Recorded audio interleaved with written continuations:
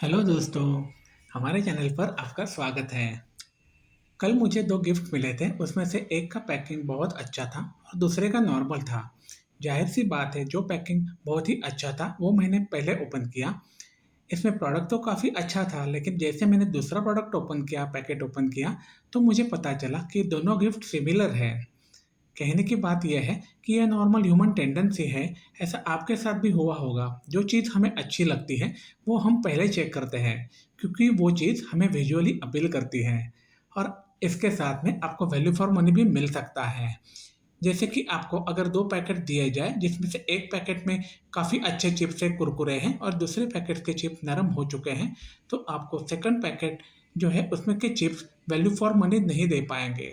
इसके साथ-साथ shelf life बढ़ाने के लिए भी पैकेजिंग बहुत ही इम्पोर्टेंट रोल प्ले करता है। डेफ़िनेटली प्रोडक्ट का वैल्यू, प्रोडक्ट का क्वालिटी ये भी मैटर करता है, लेकिन ये क्वालिटी आप तक तब ही पहुँचेगा जब आप इस प्रोडक्ट को खरीदोगे और इस प्रोडक्ट को खरीदने के लिए आपको वो पैकेट विजुअली अपील करना ज़रूरी है। ये एक इम यहाँ पे एक इम्पोर्टेंट पॉइंट आता है सेल्स का। अगर आपका प्रोडक्ट अच्छा दिखेगा नहीं, तो प्रोडक्ट क्वालिटी अच्छा होने के बावजूद भी वो नहीं बिकेगा। इसके कारण से पैकेजिंग मटेरियल में काफ़ी रिसर्च करना पड़ता है, क्योंकि ये पैकेजिंग मटेरियल अभी फूड आइटम में, दवाइयों में, गोलियों में, इंजेक्शन में यूज़ किया जाता है और ह्यूमन हेल्थ को भी अफ़ेक्ट कर सकता है। आज हम एक ऐसे ही अच्छा रिसर्च करने वाली और पैकेजिंग मटेरियल मैन्युफैक्चर करने वाली कंपनी की बात करेंगे। इस कंपनी का मार्केट कैप है 3,570 करोड़ रुपीस, करंट प्राइस है 1,076, 52 वीक हाई है 1190 और लो है 731। स्टॉक का पी है 44.40, इंडस्ट्री पी है 38.1, मतलब ये एक ओवर वैल्यूड स्टॉक है।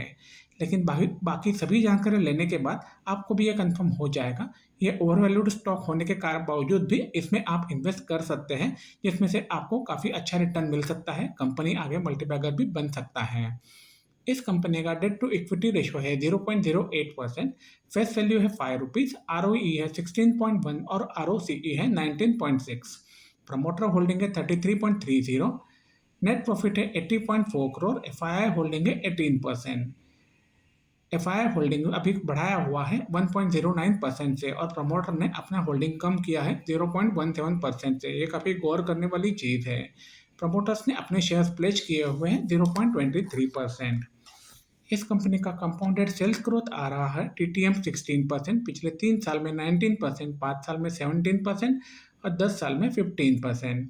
यही सेल्स ग्रोथ ट्रांसफर हुआ है प्रॉफिट ग्रोथ में, इसलिए टीटीएम आ रहा है 26%, 3 साल में 26%, 5 साल में 21%, 10 साल में 30%।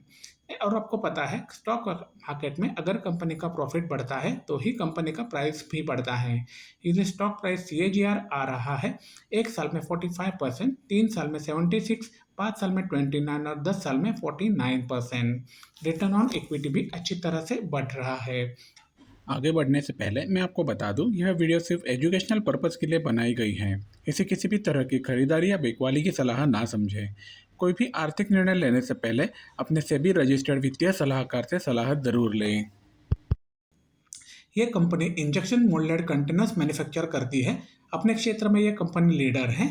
ये कंपनी के अलग-अलग क्लाइंट्स हैं, जैसे कि Himalaya, Kansai Nerolac paint, Asian paint, Castrol, quality, Adani Wilmar, Nescafe, Amul, PNG etcetera.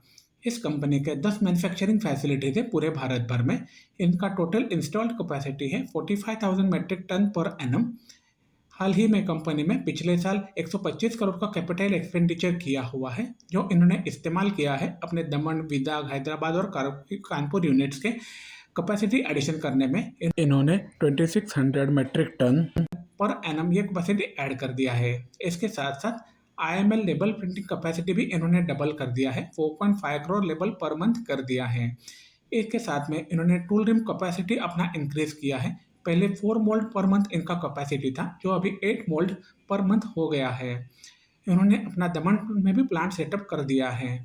इसके अलावा उन्होंने सुल्तानपुर दमन यूनिट्स में अपनी कैपेसिटी जो है बढ़ा दिया है 4700 मेट्रिक टन पर एनम के हिसाब से। इसके साथ में कंपनी अभी मैन्युफैक्चर करती है robot manufacturing, mould and label manufacturing भी।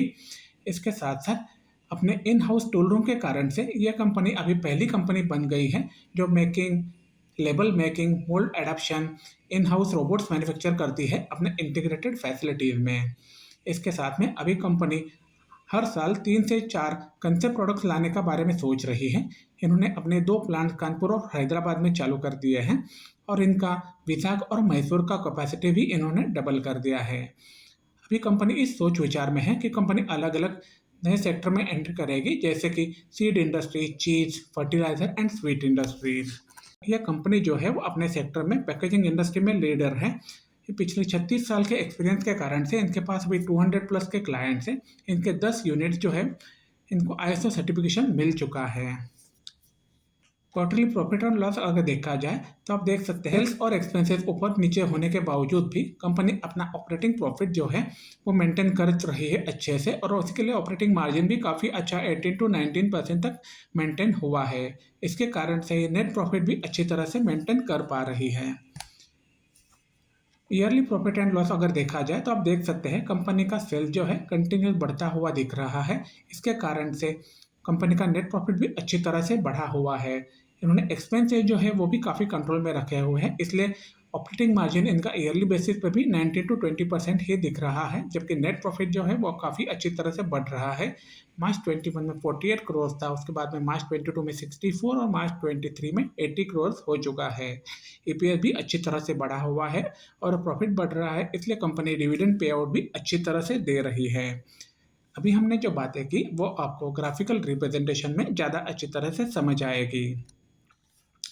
कंपनी के बैलेंस शीट की अगर बात की जाए तो आप देख सकते हैं कंपनी के रिजर्व जो है वो अच्छी तरह से बढ़ रहे हैं। मार्च 21 में 227 करोड़ थे, उस मार्च 22 में 423 और मार्च 23 में 542 करोड़ हो चुके हैं। इसके साथ साथ कंपनी के बोरोइंग भी नॉर्मली बढ़ते हुए हैं, लेकिन ये आप देख सकते हैं कंपनी के नॉर्मल बोरोइंग जो थे मार्च 18 में 19 में बढ़े हुए थे। उसके बाद में मार्च 20 में उनको बोरोइंग जो थे काफ़ी बढ़े हुए थे 118 करोड़ रुपया, लेकिन मार्च 21 से उन्होंने अपने बोरोइंग्स कम कर दिए हैं। 108 करोड़ मार्च 21 में थे, मार्च 22 में 44 करोड़ कर दिए हैं। ये काफ़ी अच्छा काम किया है कंपनी ने, अपने बोरोइंग्स कम किए हैं, क्योंकि इसमें होता ऐसे है कि ये बोरोइंग्स पे जो खर्चा होता है उसमें कंपनी का जो प्रॉफिट आता है वो कम हो जाता है। लेकिन फिलहाल अभी मार्च 23 में कंपनी ने अपने बोरोइंग मतलब लोन जो है 47 करोड़ पे मेंटेन किए हुए हैं। अभी हमने जो बात की वो आपको ग्राफिकल रिप्रेजेंटेशन में ज़्यादा अच्छी तरह से समझ आएगी।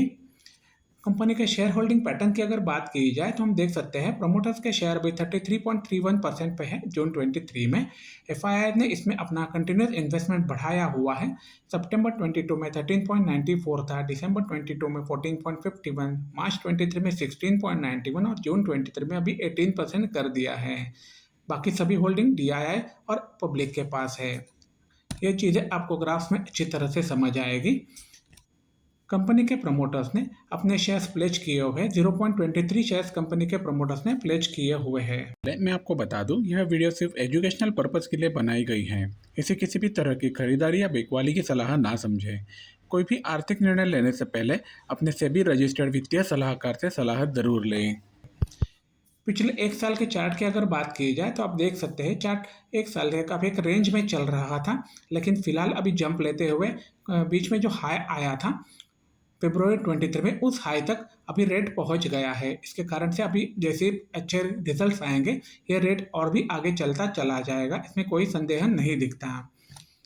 यही चीज़ रिप्रेजेंट होती है ऑल टाइम चार्ट में। जैसे आप देख पा रहे हैं कंपनी एक अच्छी ग्रोथ फेज में है।